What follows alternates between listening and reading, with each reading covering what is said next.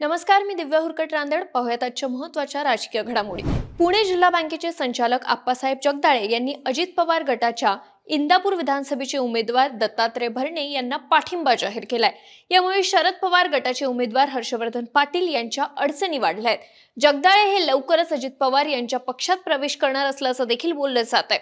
दरम्यान उमेदवारी अर्ज माघार घेण्याच्या अखेरच्या दिवशी सोमवारी 10 उमेदवारांनी अर्ज माघारी घेतले असून निवडणुकीच्या रिंगणात 24 उमेदवार राहिले आहेत. या उमेदवारांमध्ये अजित पवार गटाचे विद्यमान आमदार दत्तात्रय भरणे, शरद पवार गटाचे माजी मंत्री हर्षवर्धन पाटील आणि अपक्ष उमेदवार सोनाई उद्योग समूहाचे संचालक प्रवीण माने यांचे उमेदवारी अर्ज राहिले. त्यामुळे इंदापूर विधानसभा मतदारसंघात यंदा तिरंगी लढत होणार असल्याचं चित्र स्पष्ट झालंय.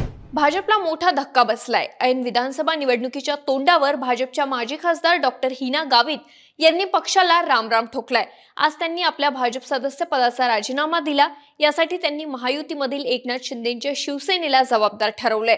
राज्यातील काही विधानसभा मतदारसंघात महायुतीमधील भाजप आणि शिवसेना या दोन्ही पक्षांमध्ये संघर्ष झाल्याचं पाहायला मिळालं.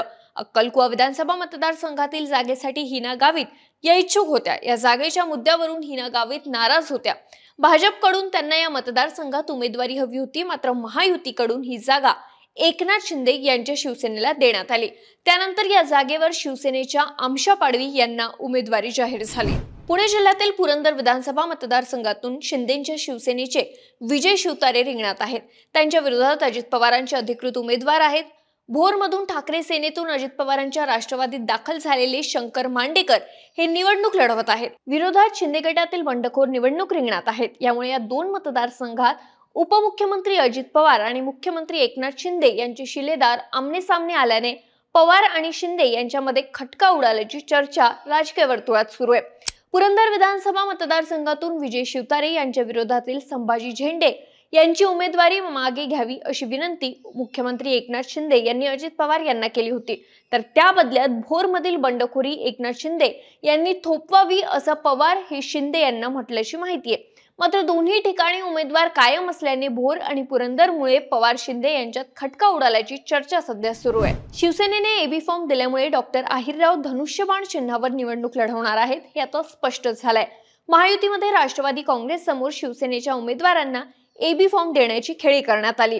दिंडोरीत धनराज महाले आणि देवळाली मतदारसंघात डॉक्टर राजश्री आहेरराव यांना शिवसेनेकडून एबी फॉर्म देण्यात आला. एबी फॉर्म थेट हेलिकॉप्टरने अवघी काही मिनिटं बाकी असताना उमेदवारांना देण्यात आला.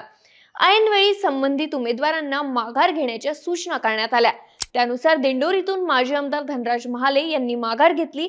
मात्र देवळाली मतदारसंघातील शिवसेनेच्या डॉक्टर राजश्री आहेरराव यांचा अखेरपर्यंत संपर्क होऊ शकला नाही. त्यामुळे शिवसेनेचे नेते माजी खासदार हेमंत गोडसे आणि विजय करंजकर यांनी आहेररावांची उमेदवारी रद्द करावी असं पत्र निवडणूक निर्णय अधिकाऱ्यांना दिलं. मात्र निवडणूक निर्णय अधिकाऱ्यांनी नियमाचा हवाला देऊन ते पत्र फेटाळलंय. शरद पवारांनी राजकीय निवृत्तीचे संकेत दिलेत. बारामतीचे उमेदवार युगेंद्र पवार यांच्या प्रचारार्थ पवारांनी जाहीर सभा घेतली. या सभेत बोलताना पवारांनी संसदीय राजकारणातून निवृत्ती घेण्याचा विचार बोलून दाखवलाय.